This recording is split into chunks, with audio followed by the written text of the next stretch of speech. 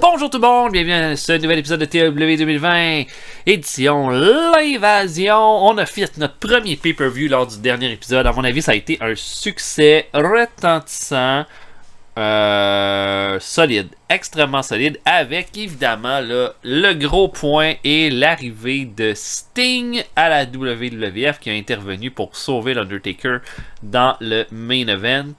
Malgré tout, Steve Austin est toujours notre champion du monde. On va voir qu'est-ce qui s'est passé. Donc, Steve Austin a battu l'Undertaker pour garder le titre de champion du monde pour un 99. Shane Helms a battu Jerry Lynn et il a uni les titres Light Heavyweight et WCW Cruiserweight. On a maintenant donc le titre qui va s'appeler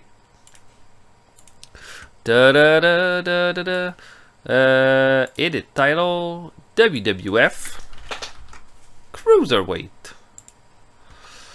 Donc, on a maintenant un nouveau champion. Je pense que c'était le bon plan. J'ai quelque chose de pas mal intéressant pour Jerry Lynn ce mois-ci. Mais je pense que Shane Helms, si je veux me construire lentement des nouveaux lutteurs de qualité, un gars comme Shane Helms, c'est un parfait candidat. Ses stats sont incroyables. Si je regarde juste le mois dernier, est-ce que ça... Il a monté de 1 point en popularité, mais je m'en suis pas servi tant que ça. Mais je pense que je lui donnerais quelques victoires de plus, puis on pourrait probablement faire quelque chose de vraiment cool avec lui. Kurt Angle a battu Chris Benoit dans un combat excellent. Albert a battu Rikishi. Kane a battu Triple H pour devenir le nouveau champion intercontinental de la WWF. Edge, et il y a eu intervention, pas une intervention directe de Sting, mais une lumière qui s'est fermée avec des croissements, qui a permis à Kane de faire un top rope chokeslam pour la victoire. Edge et Christian ont battu la APA Protection et Edge et Christian ont annoncé qu'ils allaient être dans le King of the Ring Tournament. Taz a battu Rhino pour devenir le nouveau champion hardcore. Immédiatement après, Al Snow a tenté une attaque et s'est mangé un Tazplex sur la nuque. Les Dudley Boys ont battu les Hollies. Big Show et Buff Bagwell ont battu Shane McMahon et Test. Et Palumbo et O'Hare ont battu les Radicals, Hardy Boys, Too Cool pour garder les titres de la WCW. Eddie Guerrero a battu Keiji Muto et William Regal a battu Chris Jericho pour un 89. C'était un peu mon combat surprise de la soirée. Pas mal content du résultat à 96. Donc nos champions demeurent. Champion des États-Unis est encore Booker T. Booker T va faire son retour dans 8 jours. Fait que vous allez voir qu'est-ce qu'on va en faire après ça. Champion du monde de la WCW, c'est toujours lui aussi. Champion par équipe de la WCW, c'est toujours Chuck Palumbo et O'Hare. Cruiserweight maintenant Shane Helms. Champion européen, c'est Matt Hardy qui n'a pas défendu son titre au pay-per-view. Le champion hardcore est Taz. Champion intercontinental est maintenant Kane. Le champion féminin est toujours Chyna. Vous allez voir la division... En tout cas, je prévois des trucs. J'avais dit que je voulais pas de division féminine, mais je pense que j'en ai. Je vais donner ce qu'on appelle un petit électrochoc. Le champion du monde, Steve Austin, avec un prestige de 99. Il est déjà rendu à combien de défenses de titre? Il a défendu 2 fois pendant le mois. Puis champion par équipe, c'est toujours Austin et Triple H qui n'ont pas défendu leur titre au pay-per-view. Ça aussi, là, on va s'arranger pour que ça bouge un peu durant le mois qui s'en vient. J'ai travaillé pas mal pour signer des lutteuses, en fait, pour mettre en développement. Je me rends compte que j'avais juste 2 lutteuses en développement. Puis si je vais avoir une division féminine, ça va me prendre des lutteuses de talent. Le choix est pas si haut que ça, mais il y en a quand même. J'ai pris absolument les plus talentueuses. Est-ce qu'ils vont toutes commencer en développement? Certaines vont-elles démarrer dans mon main roster? Ce sera à voir, mais Aja Kong, Manami Toyota et Daphne risquent de commencer dans le main roster. Mais en développement, Jazz, Mercedes Martinez, ses stats sont déjà incroyables, West Music, je sais pas c'est qui West Music, mais ses stats dans tous les jeux que je vois sont tellement bonnes. Clairement, elle a un potentiel fou. Donc elle s'en va. Kana, qui est Asuka. Nikki Rocks, qui était une lutteuse très populaire à la TNA, et Cheerleader Melissa. J'ai pris vraiment celle qui avait les meilleures stats puis qui pouvait travailler avec moi. Donc voilà de ce côté-là. Vraiment hâte. Et puis oui, j'ai pas dit, mais pour mon développement, j'ai signé Nigel McGuinness aussi. Je pensais que c'était aussi un talent assuré. Prochain show, donc on s'en va vers Raw, qui est juste aujourd'hui, et le main event sera un championnat pour le titre intercontinental entre Kane et le Big Show pour commencer ça. Est-ce que ça va donner un gros match? Je sais pas, mais ça va être mon main event pour commencer ça. En termes de storyline, vous allez voir là, c'est le King of the Ring. Aussi, le tournoi va ressembler à ça. Je vais essayer de mettre un tableau pour le King of the Ring, mais je vais vous répéter les combats. Donc, dans le premier bracket, Christian contre Matt Hardy, D'Lo Brown contre Perry Saturn, Edge contre Chris Benoit, Bradshaw contre Justin Credible, Farouk contre Bull Buchanan, Kurt Angle contre Jeff Hardy, SLEOS contre le Goodfather et Steve Blackman contre William Regal. C'est ça notre line-up. On va essayer, ça va déjà commencer là, à notre show. Là. Donc, probablement que D'Lo Brown, Christian, Matt Hardy, D'Lo Brown contre Perry Saturn vont déjà être des combats qui vont avoir lieu lors du premier show. Attendez, j'essaie de calculer mes affaires.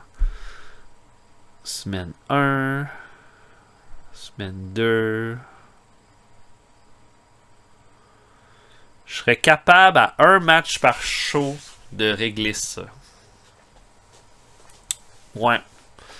Comme Christian contre Matt Hardy, Edge contre Benoit pourrait être mon main event de SmackDown, possiblement. En tout cas, au pire, j'irai plus vite si je me rends compte, mais à un match par show, je pense que je serais capable de m'arriver. Puis moi, je ferais pas en sorte que mes lutteurs le 2 shows, le 2 fois au King of the Ring. Je sais que c'est un peu ce qui est cool avec ce pay-per-view-là, mais moi, je veux juste une finale. Si je les fais lutter 2 fois, il y a des chances que la performance soit moins haute dans le deuxième combat. C'est pas ça que je veux du tout. Donc, je vais m'en tenir à une grosse finale. Voilà. Donc, on va aller à Raw qui est ce soir. Donc, je m'y avance. Oh oui, des problèmes de morale. On va aider quelqu'un avec son moral. 1, 4, 5, 6, 7, 8 lutteurs qui ont des problèmes de morale. Ok, Trish. On va lui donner un petit montant. 5000. Bon, elle fait plus la gueule. Ça, c'est cool. Attends, Hugh Morris qui est en attente, là. Il est en time off. On va lui donner encore un montant. 3000. 3999. 3000. Toujours annoyed, mais c'est pas grave. Et allons-y.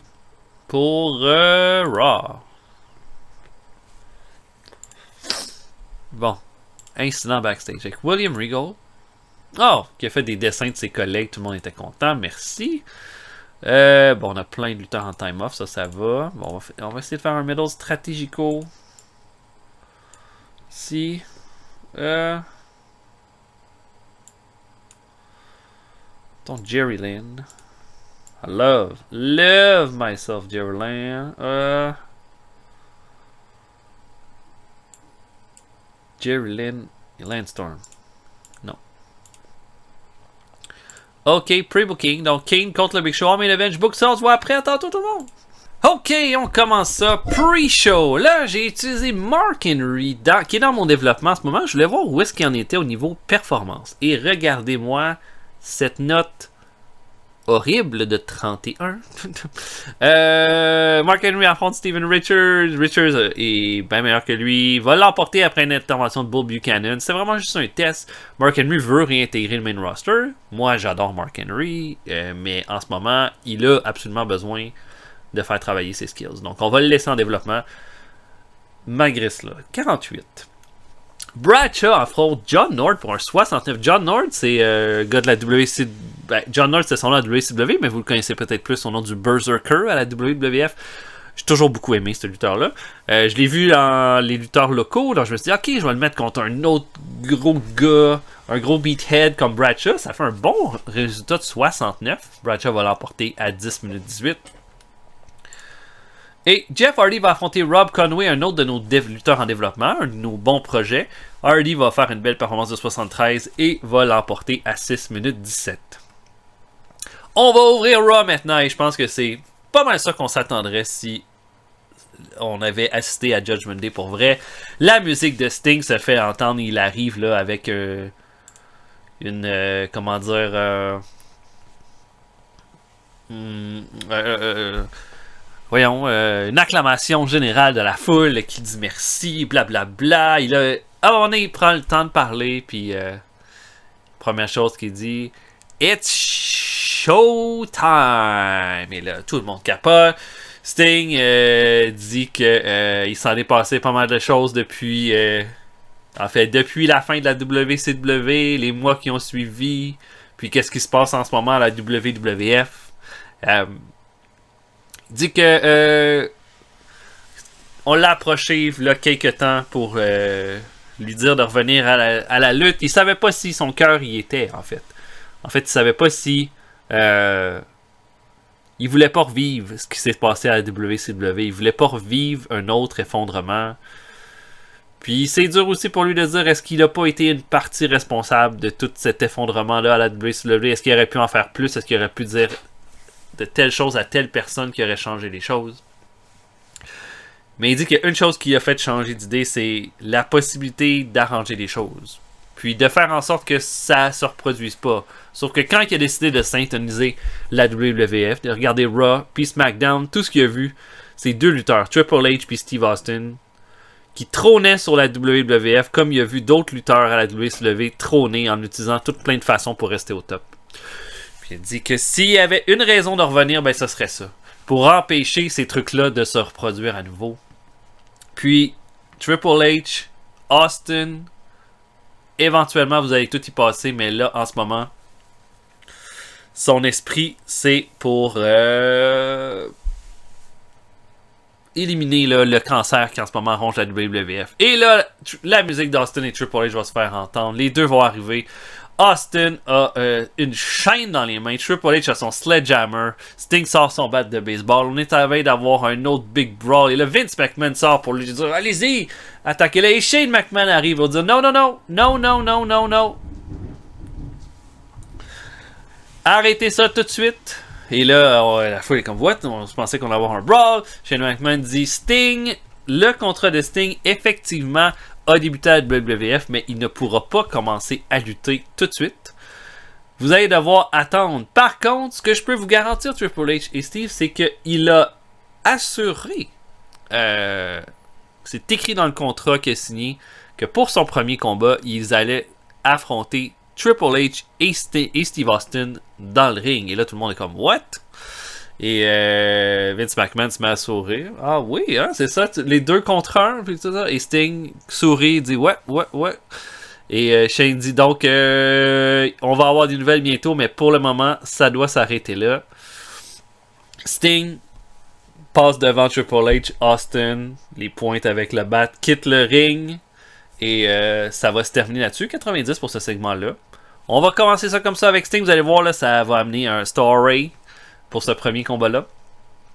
Mais Triple H reste dans le ring parce qu'il lutte contre K-Quick qui est arrivé. K-Quick est juste la victime de Triple H là, qui est fâché d'avoir perdu son titre hier, puis fâché de ce qui s'est passé avec Sting.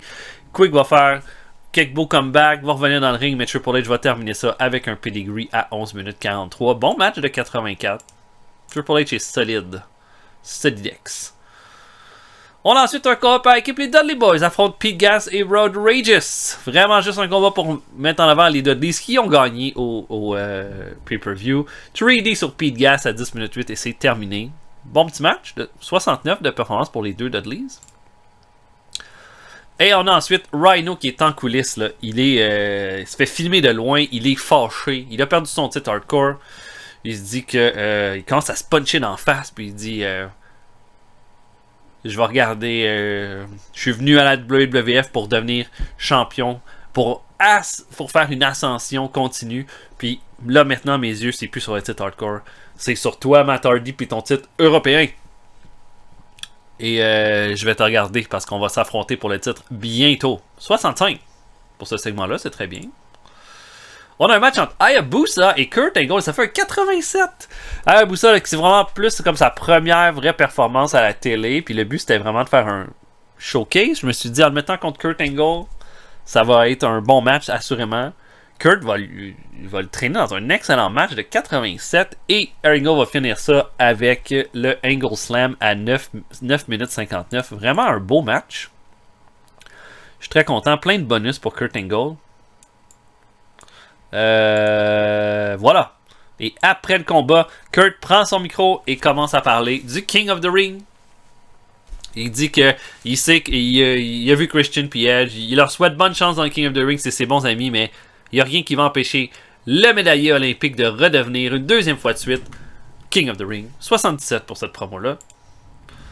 On a ensuite William Regal qui est dans son bureau et Undertaker qui arrive là en malade. Et là, Regal, comme est un peu insulté, il dit comment t'oses rentrer dans mon bureau de cette façon-là. Et là, Undertaker met ses mains sur le bureau, le regarde. Regal s'assoit. Puis il dit t'as vu qu'est-ce qui s'est passé là à Judgment Day. Je veux avoir une autre chance pour le titre. Et là, Regal le regarde un peu smug pour lui dire je suis désolé, là, j'ai les mains liées par rapport à ça. Vous direz que la trajectoire pour le titre de champion du monde est pas mal dessinée pour le King of the Ring. Et Undertaker va lui dire ben, tu vas arranger les choses, sinon moi je vais arranger ton portrait pour le King of the Ring. Et là, Regal est comme super intimidé, ça va se terminer là-dessus. 96. King of the Ring qui commence. Matt Hardy contre Christian. Et on va avoir un bon petit match. Juste 64. Peut-être parce qu'il n'y a pas de storyline, c'est ça. Oh mon dieu, le titre européen est en jeu. Je savais pas. Oh non. J'ai mis le titre européen en jeu. Ah! Christian est nouveau champion européen. Oh mon dieu, ok. Christian bat Matt Hardy pour devenir le passer dans le King of the Ring et il devient champion européen. Ah, merde. C'est pas grave, je vais tout arranger ça, mais voilà. Christian, combat correct, mais vu qu'il n'y avait pas de storyline associé, ça donne juste un 64. Wow, je me surprends de mon incompétence. Et là, après le combat, Matt Hardy va rejoindre Jeff. Jeff essaie de dire que c'est correct. Et Sean O'Haire et Chuck Palumbo arrivent et ils sont smug. Ils sont des salopards. Et ils disent une autre défaite. 2 défaites en 2 soirs. C'est ça, hein, la meilleure équipe du monde qu'on nous promettait quand on était à la WCW.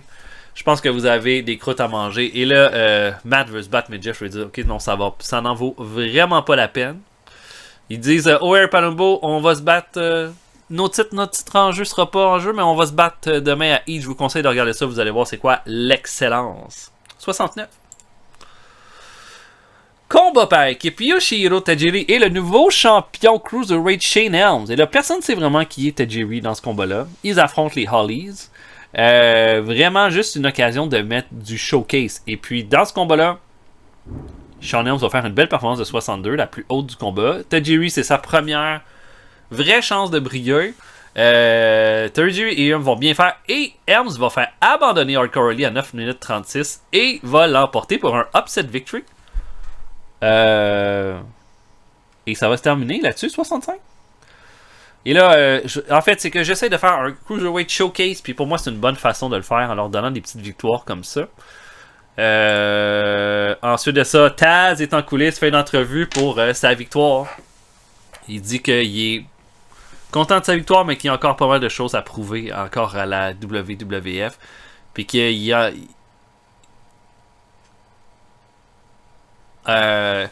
puis qu'il attend les nouveaux challenges qui s'en viennent vers lui. Et bing! Il reçoit un coup de plaque à biscuit sur la tête. C'est Tommy Dreamer qui arrive. Et là, l'arbitre est à côté de lui. On se prépare pour faire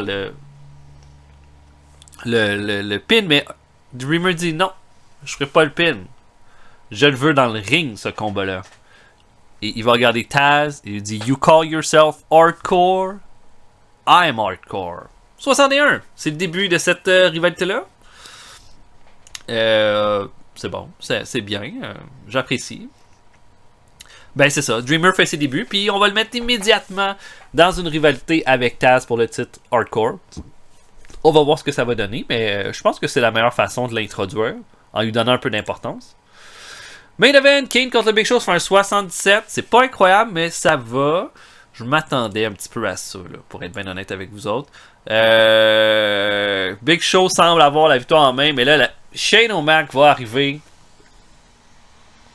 Alors que l'arbitre est distrait, alors il prend la gorge de Kane pour le chokeslam, mais McMahon de l'Hyper va lui donner un chair shot derrière la tête. Tout le monde va capoter, Kane va le prendre par la gorge, chokeslam, va terminer ça, 77. Il fait sa première défense pour le titre intercontinental. Et on finit le show comme ça, tout heureux.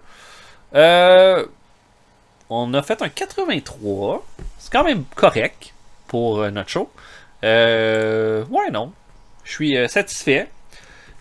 Comme il y a eu des segments qui ont été plus hauts que je pensais. Les matchs ont été corrects. Non, je pense que c'était un bon show, mais j'ai pas été à fond Léon dans le Star Power. J'ai pas étendu Steve Austin dans plus qu'un segment. Même chose avec Sting puis Triple H. Pas Triple H que je crois que je l'ai utilisé pour un match, puis ça l'a bien fait. Je pense que c'est bon, ça. Oh, Steve Austin a une nouvelle catchphrase qui, j'imagine, va être What? Donc, Keiji Muto officiellement avec nous. 2.83 pour Raw. 2.80, 2.80, 2.73. C'est notre plus haut rating, ce qu'on a jamais eu. Mais en même temps, j'aurais tendance à dire qu'avec une carte comme ça, ouais, ça l'aurait mérité. Je sais pas. Bon, Shane Evans est devenu recognizable, fait que ça c'est la meilleure nouvelle. Tajiri va gagner un peu en overness. Ok. Bon, là j'ai déjà mon main event de Heat. Et là, checkez ça. Jerry Lynn et Christopher Daniels contre Chuck Palumbo et O'Haire, mais les titres ne seront pas en jeu. Puis pour SmackDown,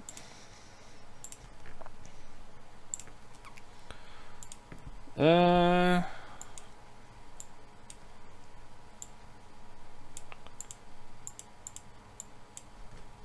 assurément, je pourrais avoir Undertaker.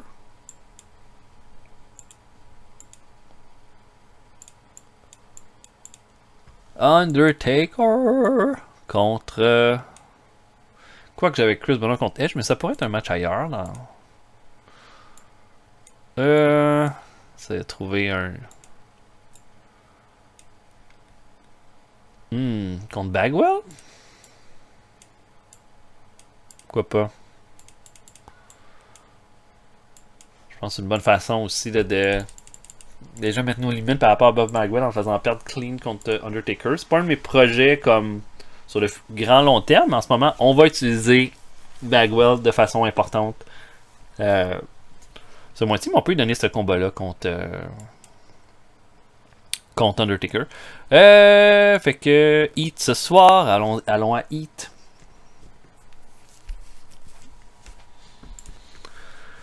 Incident backstage, Jamie Noble et Undertaker. Jamie Noble est amené au Wrestler's Court. Parce qu'elle n'arrête pas de chialer tout le temps. Undertaker, il a dit de se la fermer, d'acheter des drinks à tout le monde. Et c'est ça. Merci Undertaker. Jamie Noble et tout, là, qui est dans mes... que je veux mettre dans mon espèce de Cruiserweight Showcase. Pour le mois.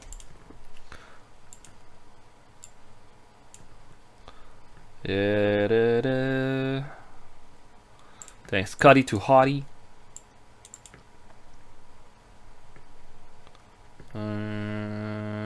Just Incredible. Non, ce sont pas les amis. Donc, je book Heat. Jerry Lynn et Christopher Daniels contre Palumbo et O'Haire. Non-title match. Je book, on se voit après. Dans tout le monde. Ok, on ouvre ça. Fulaki contre Chaz en pre-show. Chaz va l'emporter à 9 minutes 2. Ça clique pas entre les deux. Ça donne pas un gros combat. Passons à autre chose. Ensuite de ça, Rikishi affronte Matt Bentley qui va devenir Michael Shane éventuellement. Rikishi va l'emporter avec le Samoan Drop à 7 minutes 40. Belle performance de 64 pour lui. On ouvre officiellement le show avec un combat pour le King of the Ring. Perry Saturn contre D'Lo Brown. Bon match. Perry Saturn va l'emporter à 9,57 avec un Dead Valley Driver. Il avance dans le King of the Ring et va affronter Christian, le nouveau champion européen. Voilà, 9,57. On ouvre le show avec ça, pas un gros combat. Un vidéo pour faire la promotion du retour de Sting. Ça donne seulement un 61. Une promo d'Eddie Guerrero ensuite. Eddie qui parle du fait qu'il avait demandé du challenge. Il en a eu. Keiji Muto l'a amené à la limite à Judgment Day. Maintenant, la question c'est quoi la prochaine étape? Puis la prochaine étape, c'est de l'or. C'est de montrer que je suis le meilleur au monde. Puis il cherche son nom sur le tournoi du King of the Ring. Il l'a pas trouvé. Puis il trouve que c'est un manque de respect quand il voit le niveau de certains des lutteurs qu'il vient de voir. Puis surtout quand il vient de voir le combat entre Saturn et D'Lo Brown. Si vous voulez pas me montrer que je suis le meilleur, si vous voulez pas me donner l'opportunité, je vais la trouver d'une façon ou d'une autre. 77. Un combat féminin, Molly Holly contre Ivory. Pas un mauvais match du tout. 56. Ivory va l'emporter clean à 14-15 dans un long match. j'ai mon premier combat féminin vraiment que je mets comme dans le main roster qui est pas du pre-show. Puis on va travailler ça. On va travailler ça. Et le main event, Jerry Lynn et Christopher Daniels contre Palumbo et O'Haire. Et voilà, dans ce combat-là, eh bien, surprise, surprise, O'Haire et Palumbo sont hyper arrogants envers Jerry Lynn puis Christopher Daniels. Et tellement arrogants qu'ils vont se laisser surprendre. Christopher Daniels va faire un roll-up surprise à Sean O'Haire et va l'emporter sur les champions par équipe de la WCW. Lynn et Christopher Daniels là, qui vont chercher une très grosse victoire. Et après le combat, les Hardy Boys là, qui étaient en ringside vont prendre le micro pour dire vous avez voulu qu'on regarde votre combat pour prendre des notes. On a pris des notes. Don't be a loser like you. Ha ha ha. Et ça va se terminer là-dessus. Avec un 60 pour le show. Et là, ben, ça va être SmackDown. Undertaker contre Buff Bagwell dans le main event. Je vais booker ça et on se voit après. À tantôt, tout le monde. Ok, on commence SmackDown. Ron Waterman de notre développement affronte Bull Buchanan. Buchanan qui va l'emporter par soumission à 8 minutes 56 dans un combat bien oubliable. Ensuite, Evan Courageous affronte Sean Daivari.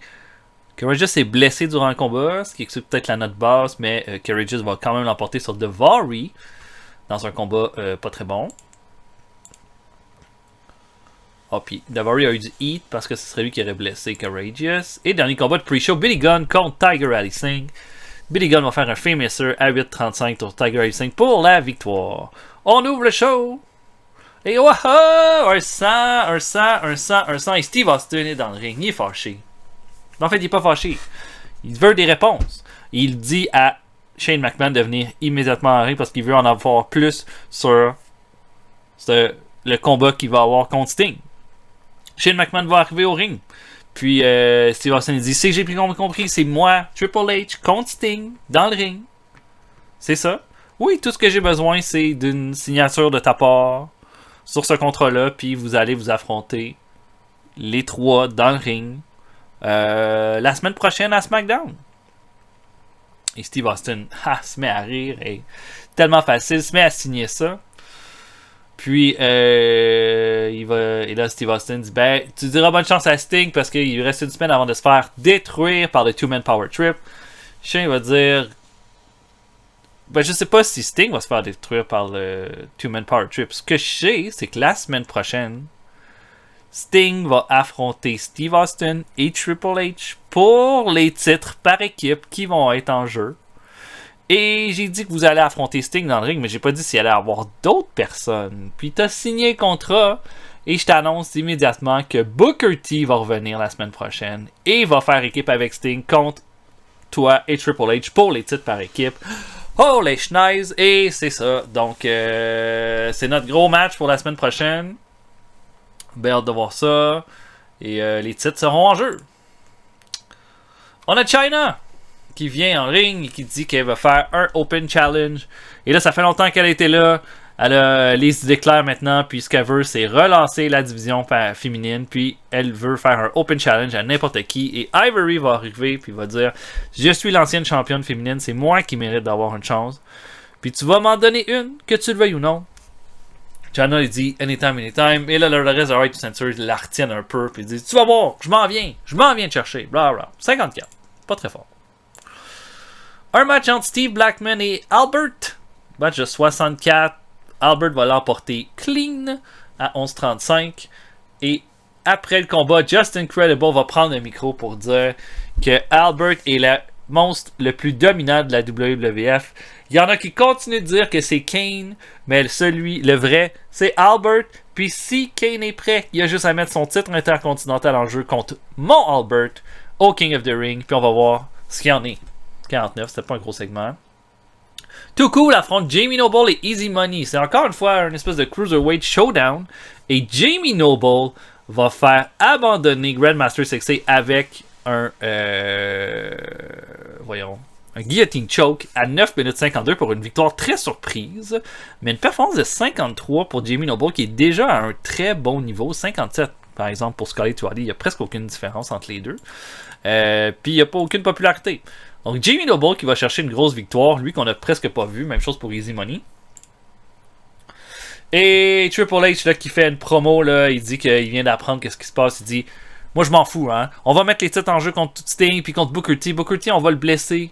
Comme il s'est fait blesser avant, on va se débarrasser de lui. Mais une chose est certaine, Sting, c'est que tu iras pas loin ici sans m'affronter moi dans un combat 1 contre 1. Puis je te dis qu'il se passera ce qu'il voudra dans ce combat-là.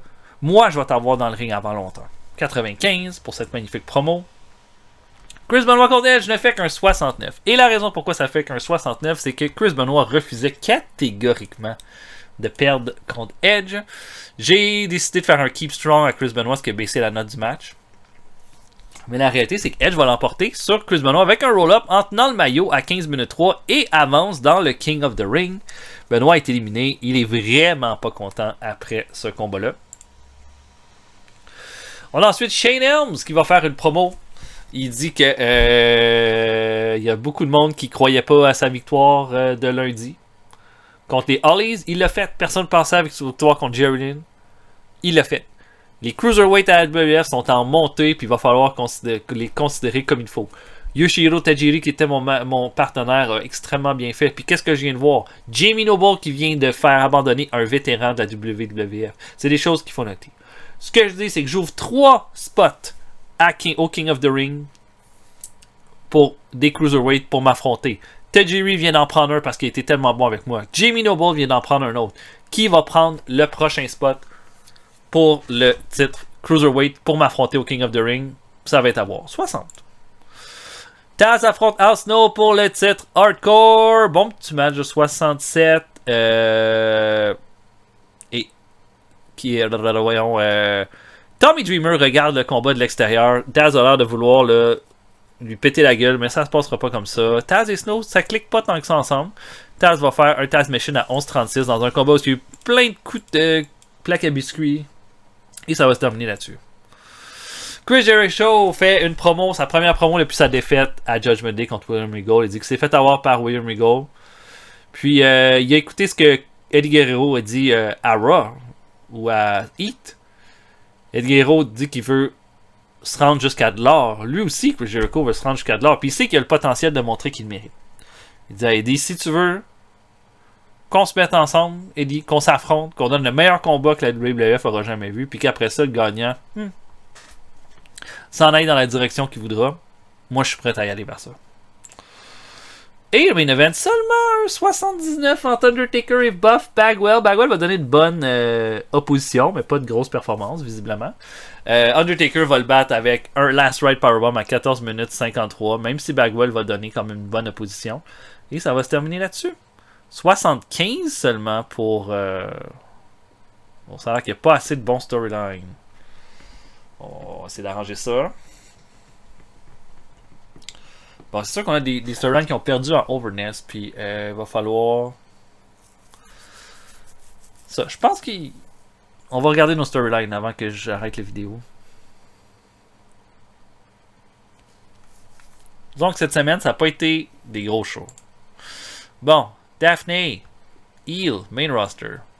Jazz, OVW, Heel.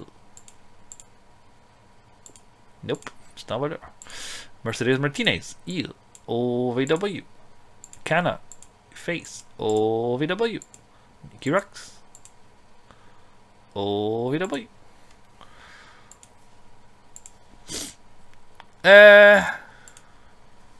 Ok, on a plein de lutteurs. DDP officiellement est de retour. Arneson dit qu'est-ce qu'il aime. Il aime entendre ce qu'il entend de Taz. Le reste, on l'a déjà vu.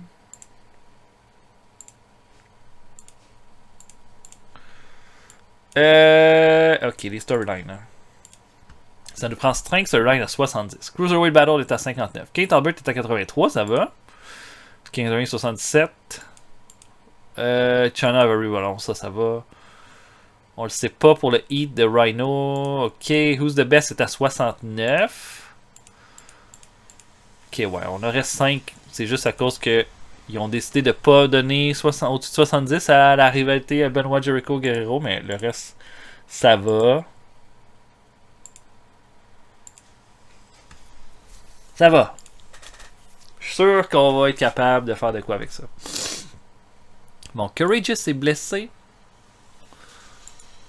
Backstrain pour 5 jours, ça va. Bon. Qu'est-ce qu'on fait pour Raw?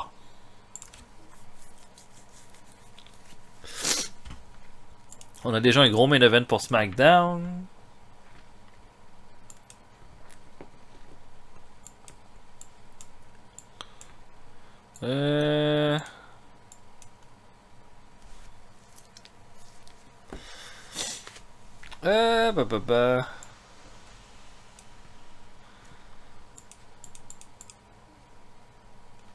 Taker, King peut-être.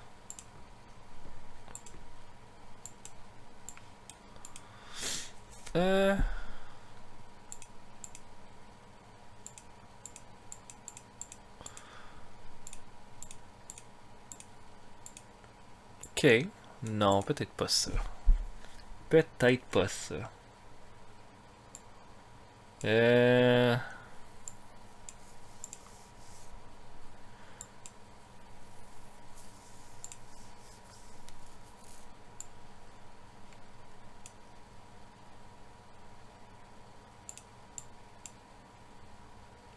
Undertaker, Chris Jericho.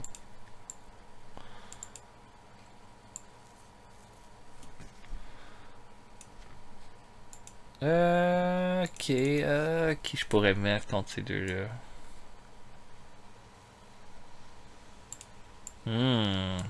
Edge et Christian?